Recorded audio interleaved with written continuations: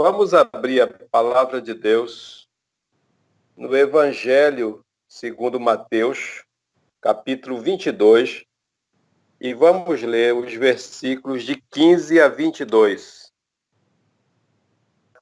Então, Lucas 22, 15 a 22.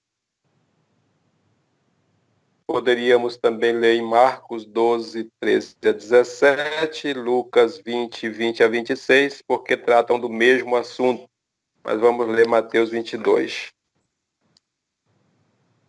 Esse assunto é tão importante, irmãos, daqueles assuntos que todos os evangelistas considerados sinóticos, ou seja, semelhantes, que é Lucas, Mateus e Marcos, todos eles tratam desse assunto. Então, entendemos que é um assunto muito importante, é um assunto relevante, em que é tratado nos 3 evangelhos, menos em João. Vamos lá. Diz assim o texto. E assim se afastaram os fariseus, tramando entre si como fariam para enredar a Jesus em suas próprias afirmações. Então, mandaram-lhe seus seguidores, juntamente com alguns herodianos, que lhes questionaram: Mestre, sabemos que és íntegro e que ensinas o caminho de Deus, de acordo com a verdade, sem te deixares induzir por quem quer que seja, pois não te seduzes pela aparência das pessoas. Sendo assim, diz-nos, que te pareces? É correto pagar impostos a César ou não?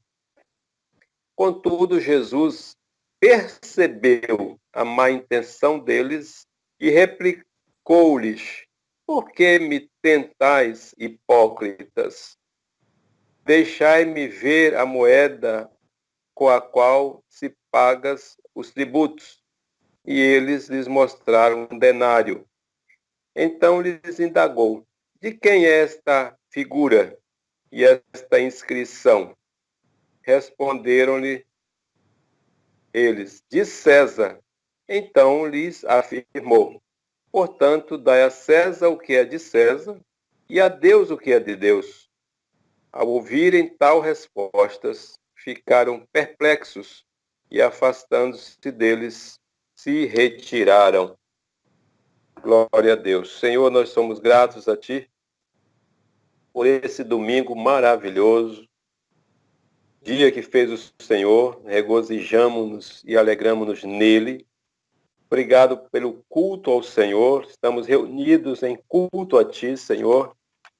Muito obrigado pelo louvor e adoração que a Ti foram levantados, também pelas súplicas feitas aqui.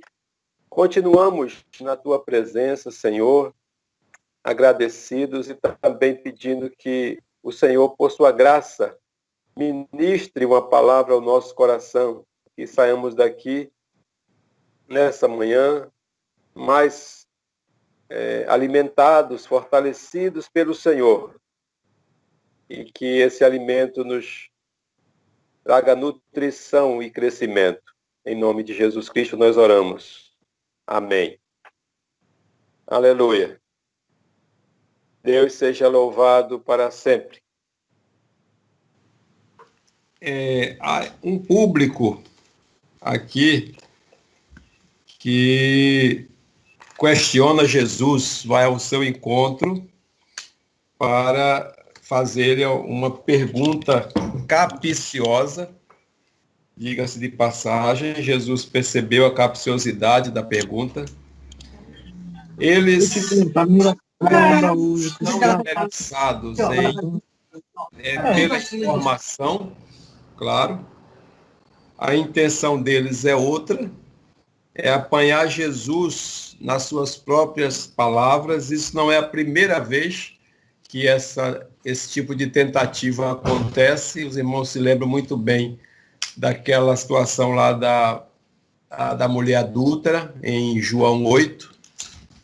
A mulher adúltera foi levada a Jesus, não para que aquela situação fosse resolvida por Jesus, mas para que eles pegassem Jesus em uma cilada, né? A gente sabe muito bem disso. Não foram ali com outra intenção senão essa, apanhar Jesus em uma cilada. E aqui é a mesma coisa. Eles chegam para Jesus e, para começar, a gente já tem que entender quem foram essas pessoas que foram até Jesus. O texto está dizendo aqui que foram alguns herodianos e os fariseus, um grupo dos fariseus. Esses dois grupos não eram bem relacionáveis, né? Não se relacionavam bem. Os herodianos apoiavam o governo romano, né? Herodes era governador, então, na verdade, o rei, né? O governador era Pilatos. Então, eles apoiavam o governo de Roma, os herodianos, e já os fariseus reprovavam completamente o governo romano, né? Eles mantinham ali a sua nacionalidade, eram judaizantes e sentiam-se invadidos, dominados pelos romanos, pelo Império Romano, e isso não trazia nenhuma satisfação para os judeus, evidentemente. Então, tem dois grupos ali que são, de alguma forma, antagônicos, mas que se unem nesse momento, talvez diante de uma ameaça maior, que era justamente Jesus. Jesus era considerado uma ameaça para Roma. Jesus era da descendência de Davi. Havia essa profecia de que o reino seria ocupado por alguém da descendência de Davi. Eles entendiam que Jesus estava ali postulando, né, o reinado. E isso, claro que era uma ameaça, tanto que os cristãos sofreram muito no primeiro século por isso. Os irmãos devem ter conhecimento, alguns irmãos, que a grande dificuldade do cristianismo, primeiro, a ação de inimigo, sempre foi contra o evangelho e a Cristo, mas a própria Roma, de não ver esse domínio ser ameaçado, né? Então, quando as pessoas se dirigiam para Roma, para o imperador romano, tinham que prestar reverência ao imperador, tinham que prestar reverência a César, tinham que declarar que César era senhor, e os cristãos, por sua vez, não seguiam essa orientação. Eles se inclinavam somente diante de Deus e declaravam Jesus como Senhor. Então, isso sempre foi uma dificuldade ali. E os cristãos foram muito perseguidos, a gente sabe da história. Mas voltando para o texto, diz o versículo 15: E assim se afastaram os fariseus, tramando entre si como fariam para enredar a Jesus em suas próprias afirmações.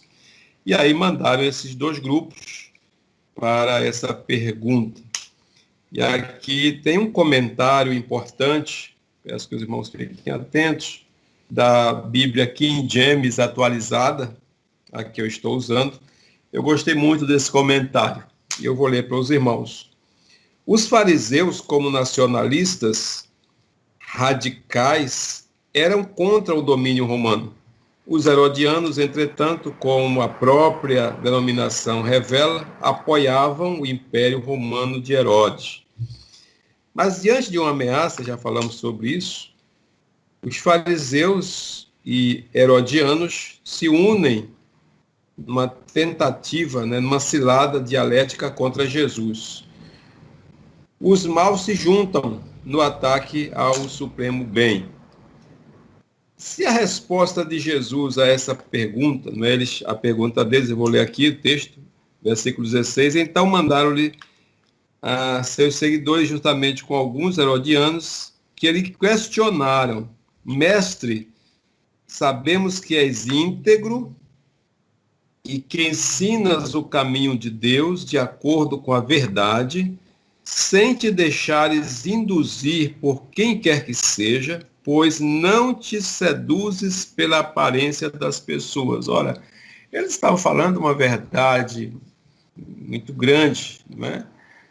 Se é que existe verdade grande. Mas uma verdade aqui, eles não estavam mentindo, não estavam inventando, eles estavam falando exatamente a verdade. O que é que há de errado nisso aqui?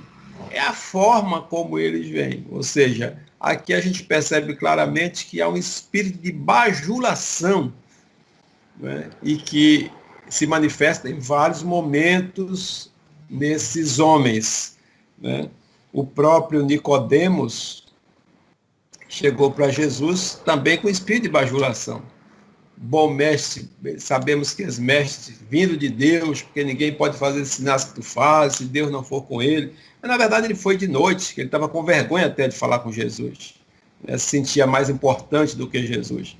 Aquela menina lá que, em Filipos, se não me engano, quando vai ao encontro dos apóstolos, de Paulo e Silas, ela declara a verdade.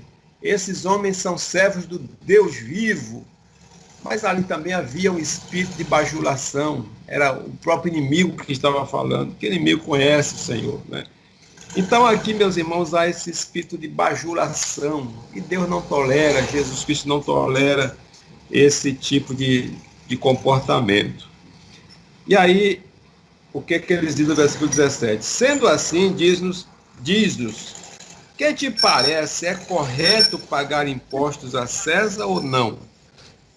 Olha só a pergunta, meus irmãos. É correto pagarmos impostos a César? Vejam bem, a gente tem que entender primeiro, meus irmãos, que uma das coisas talvez mais indigestas que existe é essa coisa chamada impostos, ou imposto. Porque a palavra em si já exige até uma certa resistência, já sugere algo que se impõe, né? Se obriga alguém a fazer, ou a fazer mesmo, né? Então é uma obrigação, é uma imposição. E essa imposição a gente sabe que não é uma imposição por algo lícito, né? Todos os governos em todo o tempo, em toda a história da humanidade, que eu saiba, eles sobrevivem de tributos, né? O que alimentam os cofres públicos? São os tributos. Só que esses tributos, eles são, na maioria dos casos, né, das situações, injustos. São achatadores, as pessoas sofrem com isso, né? Nós pagamos por tudo. Se você paga imposto para o governo municipal, né? Haja vista aí a questão dos IPTU, ITIV, TFF, tantos outros tributos que nós temos que pagar para o nosso município. Temos que pagar impostos para o governo estadual, e o IPVA, por exemplo, imposto sobre veículos automotores, né? Propriedade de veículos automotores, o famoso IPVA. Você sair com o seu carro na rua, você tem que pagar por isso. Se você vai estacionar, você tem que pagar a prefeitura para estacionar, porque a prefeitura loteou também os acostamentos da nossa cidade. E aí você tem que pagar ali esses valores também do famigerado Zona Azul e companhia. Então, nós nos sentimos invadidos com os impostos, nos sentimos injustiçados, e aí sem falar nos impostos que nós pagamos para o governo federal também, né? Então, hoje, cada produto que sai da terra, e não precisamos pagar a terra para produzir, né? Infelizmente, as pessoas compram terra, né? Mas a terra não é de ninguém, a terra é de Deus. Então você planta, a própria terra ela produz e você tira da terra, mas para esse produto chegar ao consumidor final, são impostos caríssimos que incidem sobre esses produtos, né? Você tira um peixe da água, e aí para esse peixe chegar ao consumidor final, você tem que pagar, tem que tributar esse peixe e assim por diante. Então, é um negócio difícil, mas infelizmente existem leis que regulam isso, né, e que a gente tem que se submeter, não tem como. No caso ali da questão de Israel, era muito mais difícil, porque eles eram colonizados. Então Roma invade, toma conta de tudo, impõe as suas normas e cobra do próprio judeu os impostos, né, para o governo romano. Esse imposto no Brasil é cobrado, o imposto fica no Brasil, né? Claro que com algumas exceções aí dos casos de importação e exportação, mas quando é dentro do nosso país, o dinheiro vai para o governo federal, que utiliza aí, certo ou errado, mas utiliza. Mas ali não, ali você estava tirando do seu povo para entregar para os seus invasores, para aqueles que invadiram suas terras e que dominaram tudo. Então era muito ruim isso, tinha um gosto amargo demais para os judeus. E eles, os herodianos, apoiando ali o governo, faziam isso, porém os fariseus eram contra, né? E a maioria do povo, o povo em geral era contra, como nós sabemos que o povo, é difícil você ver alguém falar bem de impostos, né? E aí eles vêm para Jesus trazendo essa questão, se era lícito pagar esses impostos a Roma. O que Jesus acha disso? E olha o que acontece aqui, vamos continuar lendo aqui o comentário que eu parei. Se Jesus respondesse sim, então os fariseus o denunciariam diante do povo judeu por deslealdade a Israel.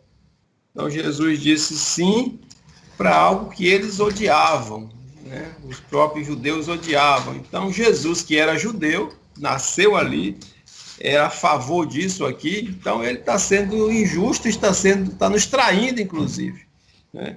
Então era como agiam os publicanos. Jesus iria se igualar aos publicanos, que os publicanos é que trabalhavam para o governo romano, inclusive cobrando os impostos. Aí você se lembra da história de Zaqueu, por exemplo, né?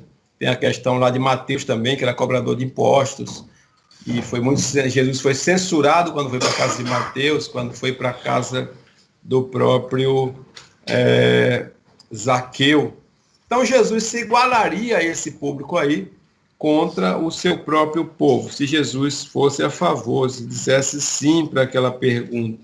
Por outro lado, se a resposta de Jesus fosse um não, o que aconteceria? Os herodianos certamente entregariam ele para o governo romano, acusando ele de trair Roma. E é isso que eles buscavam o tempo todo, uma causa, um motivo, uma razão para eliminar Jesus. Os romanos tinham essa prerrogativa, né, de executar aqueles que fossem considerados traidores. Está entendendo?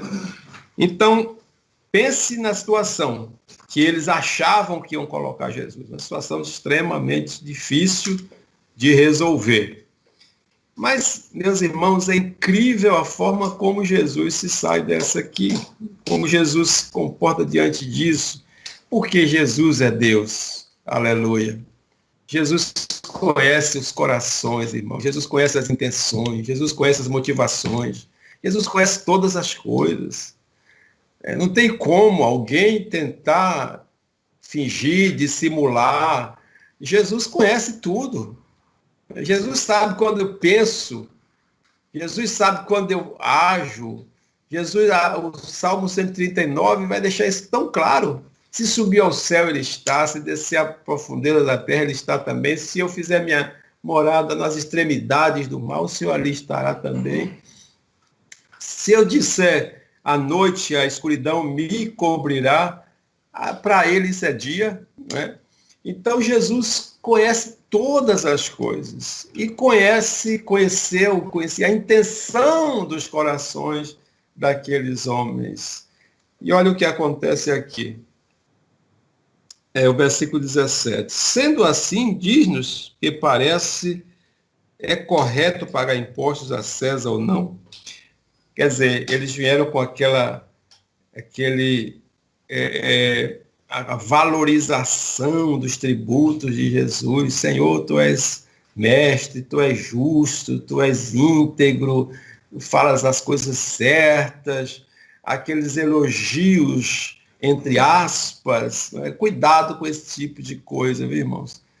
Infelizmente existem essas ciladas, essas astúcias, mas tome cuidado com os elogios, cuidado com essas glorificações, né? Porque na maioria das vezes existe uma intenção extremamente negativa e por trás dessas coisas. Jesus conhecia perfeitamente isso aí. E aí Jesus responde. Contudo, Jesus percebeu, olha aqui, a má intenção deles e replicou-lhes: por que me tentas, hipócritas? Jesus foi direto aqui, não é? Por que vocês estão me tentando, seus hipócritas?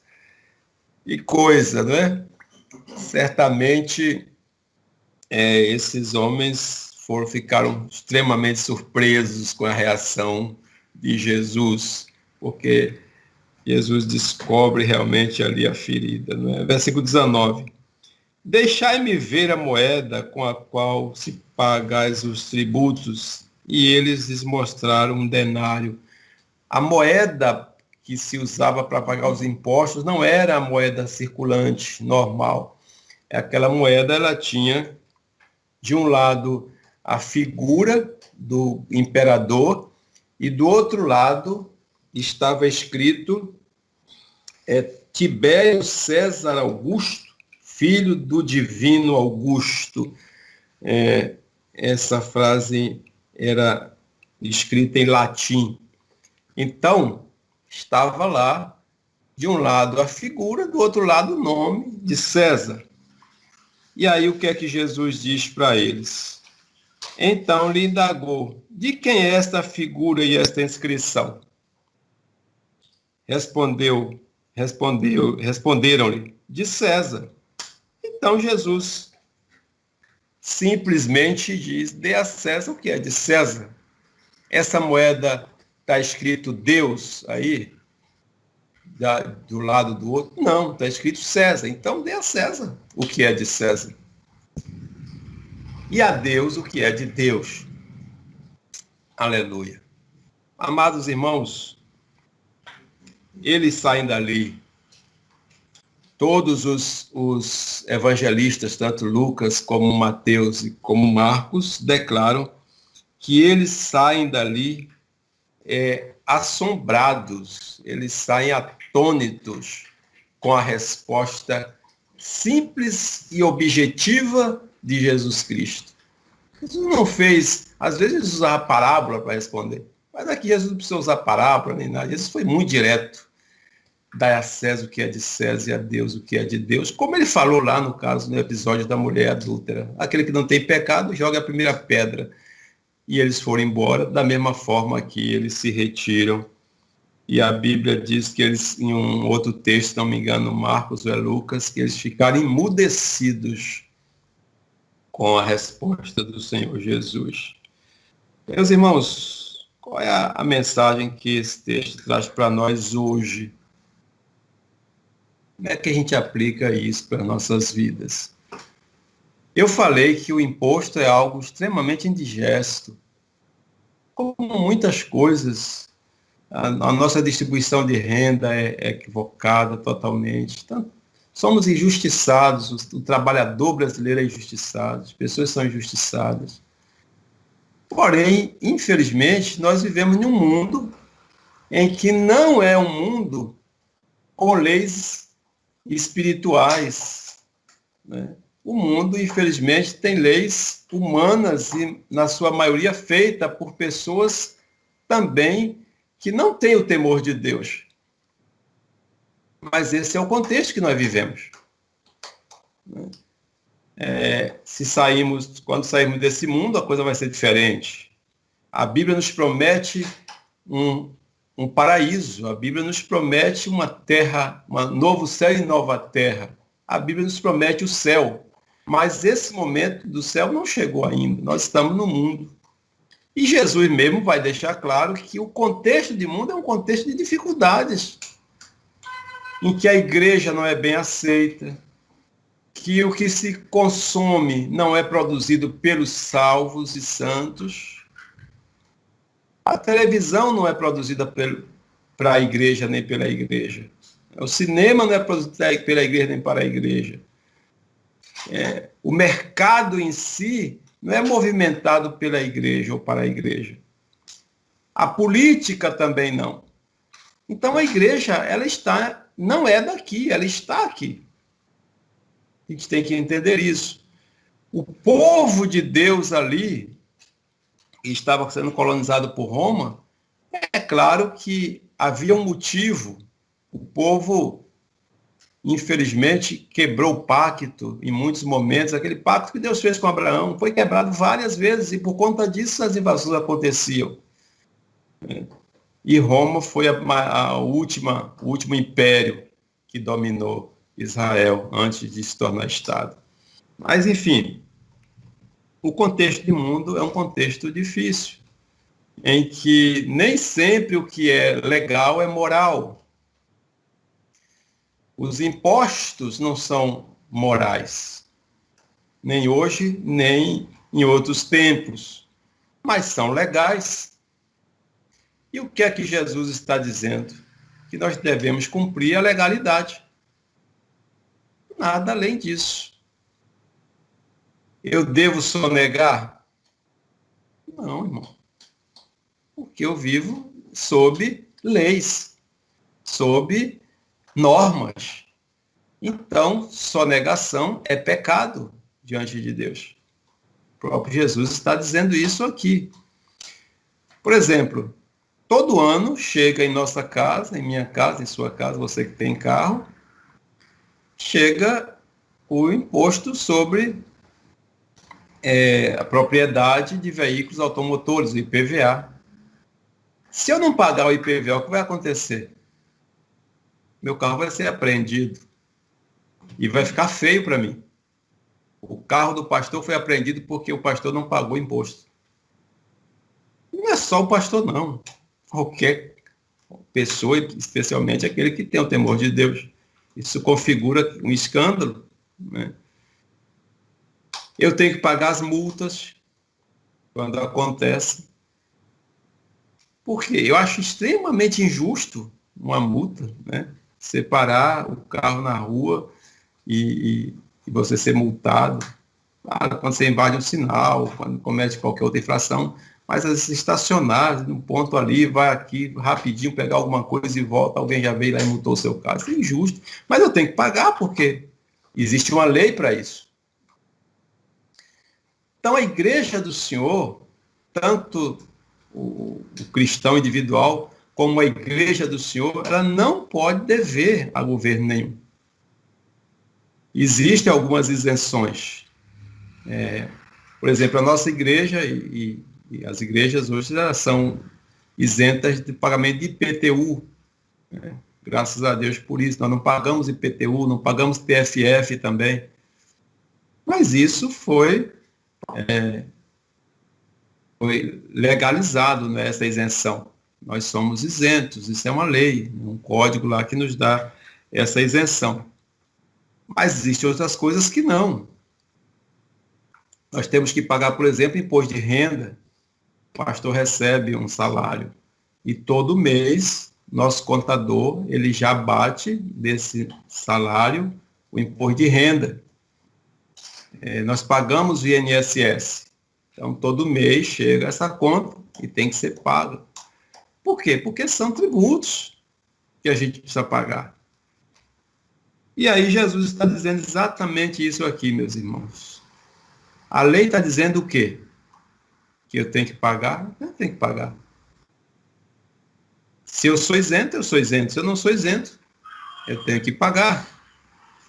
Então, dê a César o que é de César e a Deus o que é de Deus. Mesmo se eu achar, ou mesmo que esse imposto ou esse pagamento seja ilícito do ponto de vista da justiça, do ponto de vista da moralidade, eu acho isso injusto, eu acho isso indevido, mas existem leis que regulam. Então, meus irmãos, o que eu quero deixar claro para os irmãos, que a igreja do Senhor, ela não deve, ou me permitam a redundância, ela não pode dever nada para o governo federal, nem o governo estadual, nem o governo municipal. E nem a outras instituições ou pessoas.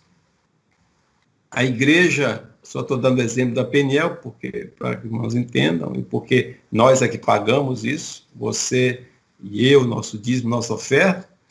A igreja Peniel tem um compromisso com a sua Convenção Batista Brasileira Baiana também.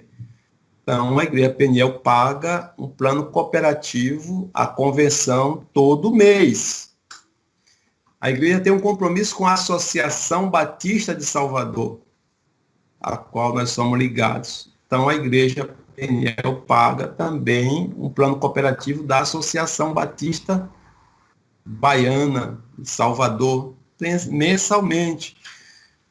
Então, são tributos também do ponto de vista eclesiástico que a igreja tem esse compromisso de pagar.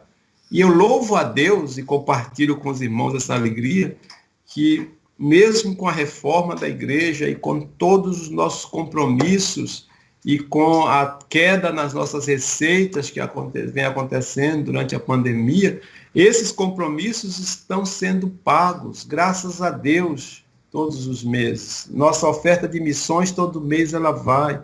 Nossa ajuda, nós temos uma ajuda também para a instituição do câncer, que é a NASPEC, mensalmente, é pequena, mas todo mês essa ajuda vai. Então, nós louvamos ao Senhor por isso, porque são compromissos, irmãos. Eu acho que o importante é a gente entender, é um compromisso da igreja. E compromisso é para ser cumprido. A própria Bíblia vai falar sobre isso. Maldito aquele que promete e não cumpre. Ou seja, assume um compromisso e não cumpre esse compromisso.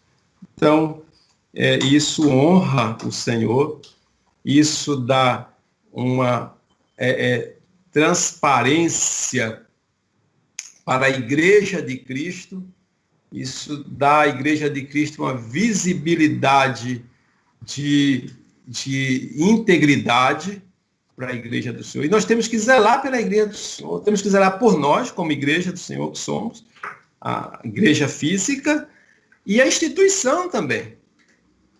Né? A instituição igreja, a organização igreja, o CNPJ, tem que ser honrado, porque é do Senhor. Então, esse texto aqui fica muito claro quando Jesus declara: dê a César o que é de César e a Deus o que é de Deus. Não dê a Deus o que é de César e nem a César o que é de Deus. Não inverta as coisas.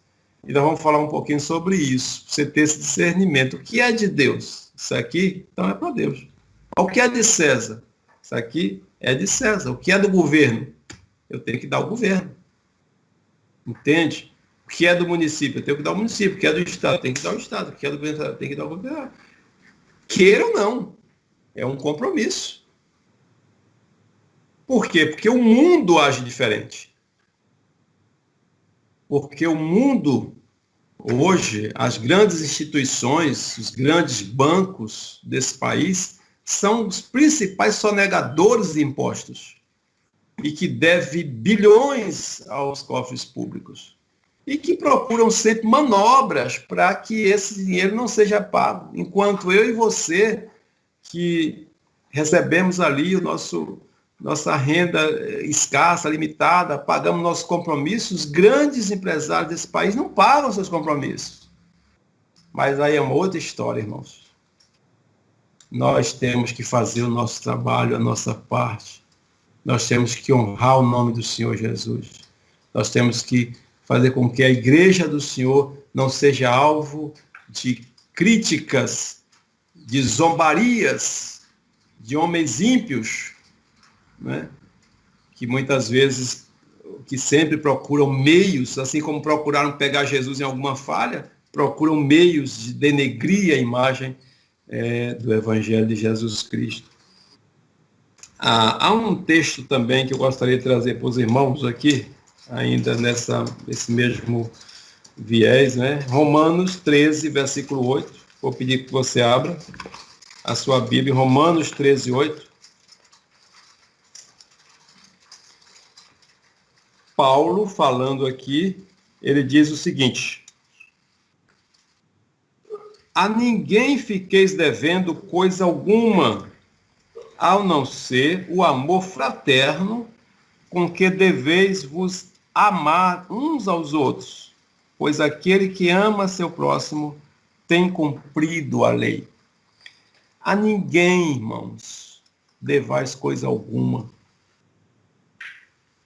exceto o amor com que deveis amar uns aos outros. Ou seja, o amor é uma dívida que nós temos eterna.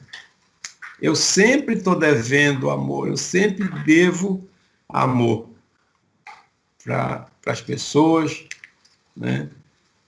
Enfim, a Bíblia fala isso claro, que o primeiro e grande mandamento é esse: amar Deus, todo o coração, toda a alma, todo o entendimento, todas as tuas forças, e ao teu próximo como a ti mesmo. Este é o cumprimento da lei. Então, o amor, eu nunca quito, eu nunca fico isento do amor. E Paulo está dizendo exatamente isso aqui. Então, fora isso, eu não posso dever nada a ninguém. A ninguém devais coisa alguma. Para concluir, nós vimos aí, falamos sobre quando Jesus declara: dê a César o que é de César e a Deus o que é de Deus.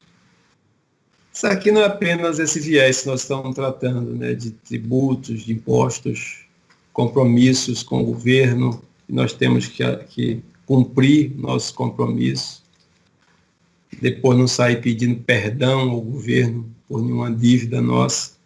Isso não é correto diante de Deus, em hipótese alguma. A igreja não tem que pedir perdão, a igreja tem que perdoar.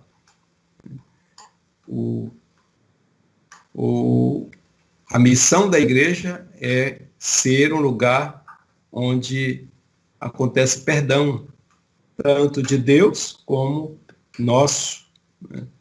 E não pedir perdão por algo ilícito, né? Mas há um outro viés aqui importante que a gente precisa entender. Quando Jesus diz: dá a Deus o que é de Deus e a César o que é de César. Porque às vezes, amados, nós acabamos invertendo isso. E eu vou citar aqui um exemplo. O nosso tempo. O nosso tempo nós administramos. Então, eu tenho 24 horas, e nessas 24 horas eu uso para o que eu quiser. Para dormir, é claro, preciso dormir. A recomendação de que se durma 8 horas no mínimo por dia. Então, tem que dormir para que o nosso corpo repouse e regenerize, né? Ou seja, ele possa ter a energia renovada. Isso é necessário. Nós temos que ter um tempo para lazer. Você precisa dar uma caminhada, né? Fazer um exercício físico. E à medida que você faz o exercício físico também, você está fazendo exercício mental, né?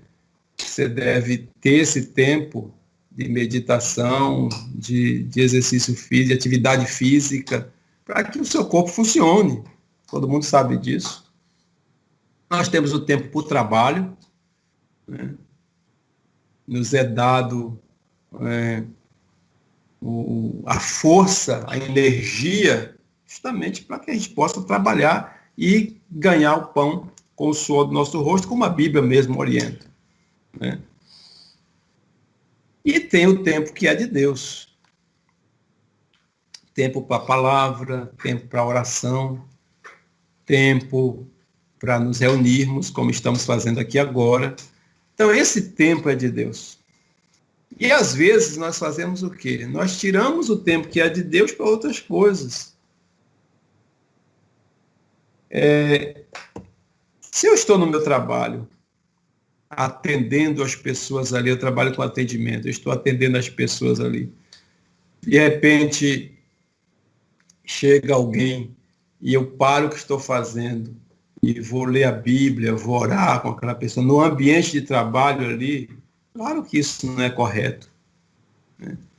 Eu tenho outros horários para fazer isso, um horário de descanso, intervalo ali de 15 minutos, de 1 hora, enfim, o trabalho tem os seus intervalos, mas no tempo da empresa que eu estou ali ganhando por aquele serviço que eu estou prestando, para minha mão de obra, então não posso tirar aquele tempo para outra coisa, é o tempo para o trabalho. Como eu também não devo usar o tempo que é de Deus para o trabalho, né? Então eu tenho que administrar isso, e você sabe muito bem, os irmãos sabem o que eu estou falando. Nós devemos ter esse cuidado, para não acontecer, invertermos essa situação aqui, dar a Deus o que é de César, ou dar a César o que é de Deus. Então, fica claro para os irmãos. Isso envolve outras coisas, envolve nossos recursos também, envolve nossa atenção, envolve nossa assistência, né? E a gente precisa ter esse entendimento e ter esse discernimento para saber o que eu devo dar a Deus, o que é de Deus, e a César o que é de César. Deus não quer o que é de César, Deus quer o que é dele. E aí o versículo 21, Jesus dizendo, dá a César o que é de César e a Deus o que é de Deus. Ao ouvirem tal resposta, ficaram perplexos e, afastando-se dele, retiraram-se. O comentário continua aqui, ele diz assim,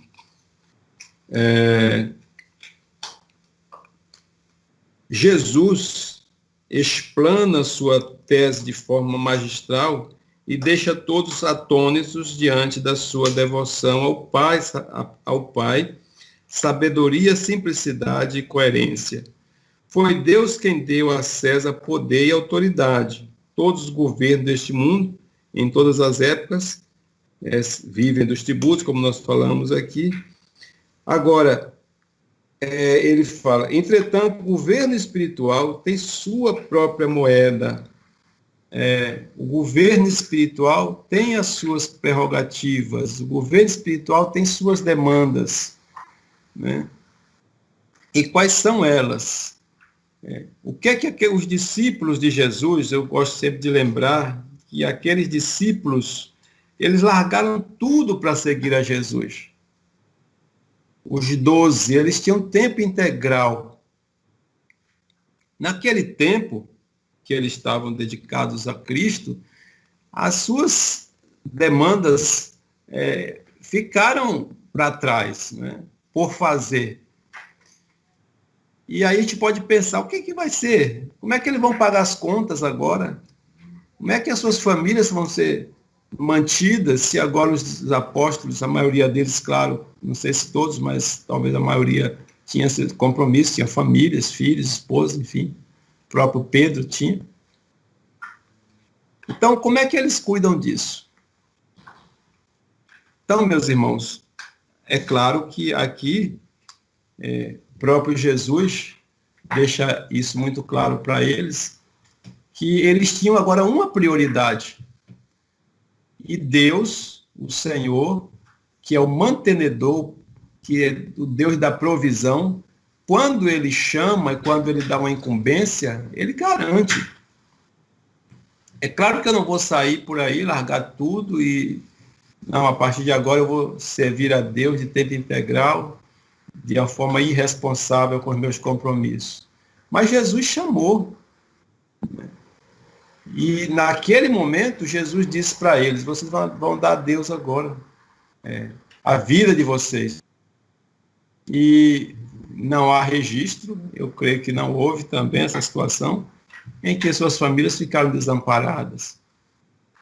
Porque o próprio Senhor vai dizer isso, né?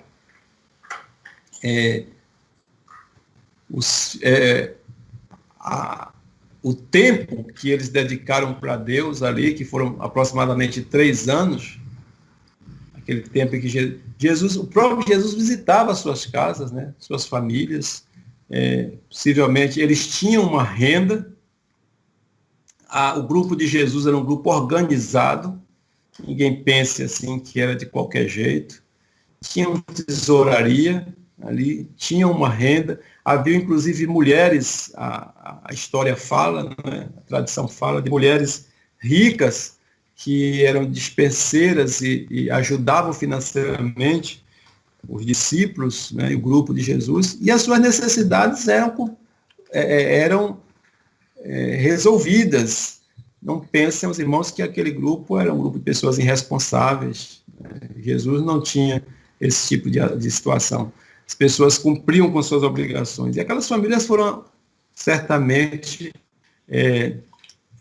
contempladas pelo Senhor, e Jesus cuidou de todas elas, inclusive cuidados espirituais, como até a gente pode presenciar, pode ver aqui a cura da sogra de Pedro, quando Jesus foi na sua casa.